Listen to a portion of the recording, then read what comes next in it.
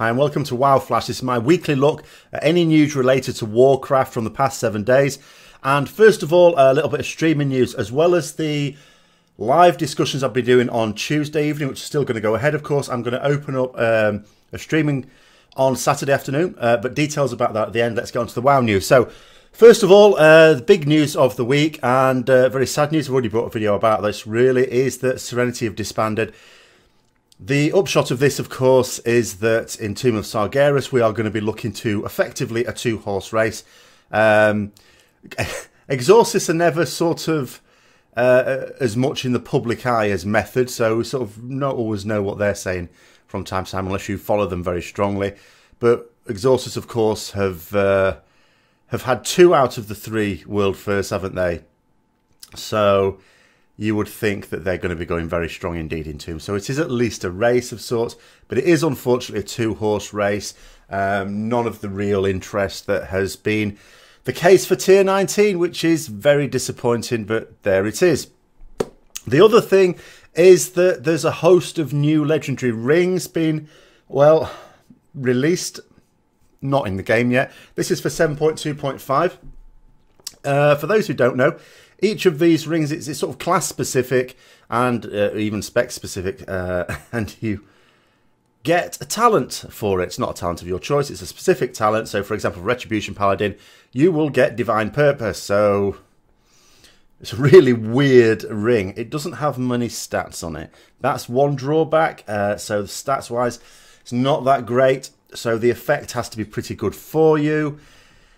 The speculation, and it is just speculation, because as far as I know, Blizzard haven't really said anything about it, is due to the fact that, you know, this host of rings has been brought out, and because it gives you a talent, and that talent presumably has been carefully selected on a spec-by-spec basis, and it's very likely that we're going to get access to this through other means than the normal legendary RNG, that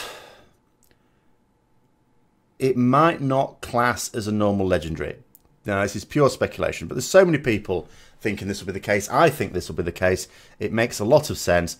So, you know, people have sort of asked in the past, oh, can we wear 3 legendaries at some point in expansion? Blizzard sort of said no on that one. This may be a way to wear 3 legendaries, but of course one of them is that ring, which presumably doesn't count. But we don't know any of this. You know, Blizzard haven't said anything about it as yet. We will presumably find out in the coming weeks, because, you know, 7.2.5 is not now that long away, really. I mean, what are we talking about? A month, give or take, about a month. Now, another, I thought just throwaway piece of news to begin with, but now I'm looking at a few things being said about it, and I'm thinking, but maybe I'm reading a lot into it. Now, we are used already to all the Blizzard games being on the Battle.net. So, you know, Battle.net is a really great way for people playing Blizzard games to keep in touch with each other. You could be playing World of Warcraft and you can see your friend on Battle.net is playing Heroes of the Storm or Diablo 3 or something like that. And you can even talk to them across the games. There's going to be another game added on there, but it's not a Blizzard game. Destiny 2. Little bit curious. What's this about? I thought. At first, I just thought it was, you know, some weird thing, whatever, or some, you know, cross-company promotional thing. Because, you know, it's like, I mean, Activision Blizzard are really sort of one company, aren't they? But what's been said about this? So the question is, why are you adding a non-Blizzard game to Blizzard's platform? And I'm going to read the response out. It says, "We loved Destiny and think Destiny 2 is going to be a great game. Blizzard has an established and successful global internet infrastructure we've used for years to support our own games, creating a new network client for Destiny 2, which is bringing the franchise to PC for the first time. Would needlessly extend the development period for the game. We want to get our hands on Destiny 2 as soon as possible like everyone else. So we've offered to share our PC platform with our sister companies for this release." Some of the language there, and I could be reading too much into this, some of the language there sort of suggests this has been put on to Blizzard rather than Blizzard have gone, hey, I've got a great idea. Because although, as I say, it's Activision Blizzard, and, you know, Blizzard owned by Activision, really, we've sort of got used to the idea that Blizzard has sort of left to get on with things in their own way. but doesn't necessarily mean that it sort of stays like that all the time. I sort of liken it to, like, Hong Kong, when it returned back to Chinese hands, was sort of allowed to do its own thing because it was the golden goose, or the goose that lays the golden eggs, whatever you want to call it. Whereas, of course, over time, more and more interference, blah, blah, blah, blah.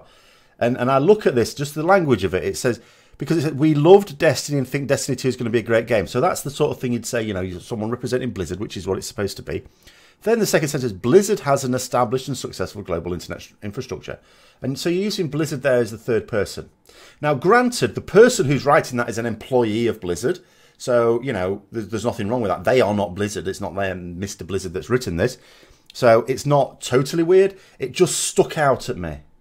Because it's like part of the reply, they're talking about it as if they are Blizzard, and part of the reply as if they're talking about Blizzard. And it's like, that little subtle shift for me just sticks out. But I could be, it could be just paranoia. I could just be reading too much into it. But I'm looking at it and thinking, I'm not buying the main advantage of this for Blizzard. And yeah, but we'll leave it at that for now. Final thing on the PTR, but there's various things been on the PTR. There's some more raid testing going on. I don't take part in that. Our guild doesn't do that. Black Temple Time Walking raid has been open for testing again. But there's also a new scenario being added that's generating quite a lot of excitement. And it sounds, in theory, pretty good. It's... I'm sure you'll have seen it. It's to do with Chromie, the bronze dragon. And you're... basically, Chromie's being killed, basically, over and over again. I'm not going to go too much into the story. I've only played so much into it myself. I've had very little time to do much on the PTR just at the moment. I'll have a lot more time the week after next. But the idea is that Chromie is being killed in time, and you've got to go back and prevent it. And being killed in multiple areas and time zones and stuff like that. And it's this scenario and you sort of keep going back and doing it. The way it sounds like, it's a bit like, or the way it feels is, it's a bit like go in time and prevent this thing. So you go back in time and you don't quite do it, but what happens is, you learn a little bit as, I haven't quite worked out. Chromie sends you back in time again. So you keep going back in time. You keep time traveling, which is a bronze dragon after all, until eventually you succeed. And this can take some considerable amount of time. It looks to be a serious bit of content that will certainly take you some time. It's not one of these little throwaway things. It does look like a significant amount of casual solo content. The only thing is, for me, I'm looking at this thing and thinking, so the basic storyline is, although we know it's a dragon, Chromie chooses to look like a gnome almost all the time. I can remember she looked like a bronze dragon in the Strathome dungeon for Wrath of the Lich King, but generally speaking, she's pretty happy to look like a gnome. So certainly a gnome sympathizer, even if not a real gnome. And I'm thinking about this scenario. I'm thinking, so someone is killing Chromie over and over again. And the thought of going back and saving her is obviously creating conflict in me. And then I've had a terrible thought. I'm thinking to myself, what if I get to the end of this scenario and find out that it's me that's killing Chromie? Because, I do kill gnomes. I make a habit of it. I could actually find out that I'm the bad guy in this. But I haven't completed it yet, so I don't know that. It is probably unlikely. But anyway, there's the news for World of Warcraft. So I'm going to go over, as I say, the streaming things now.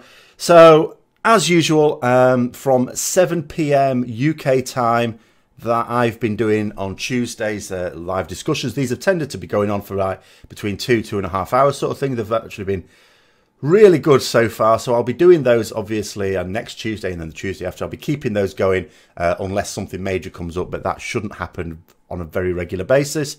But I'm also going to add an extra streaming schedule on Saturday afternoon. I'll try it out first of all tomorrow. So that's Saturday the 20th. That's going to be from 3 PM UK time. And it's not necessarily going to be streaming World of Warcraft. In fact, tomorrow I don't intend to stream World of Warcraft on it. I'm going to be streaming some Elder Scrolls Online. I want to play a bit of Elder Scrolls Online for a few hours at least. But I'll be talking about World of Warcraft. I'll be talking about whatever, as usual. It's just that I'm, as I said earlier in the week, I want to actually play a bit of Elder Scrolls Online now. I can't even remember how to play it anymore. I keep, you know, just going on the game to get to buy stuff off the crown stores with my crowns that I get from subscribing and not actually playing the game. And also Morrowind is coming out, and I've got the digital version of that, which, you know, comes out for pre-release. We've got early entry on Monday, I think, and because Finish Nighthold, that means Monday's free for me. So I may also be giving that a go, and I may stream some of that as well. But we'll see how it goes tomorrow. But anyway, thanks for watching, and until next time, I'll see you later.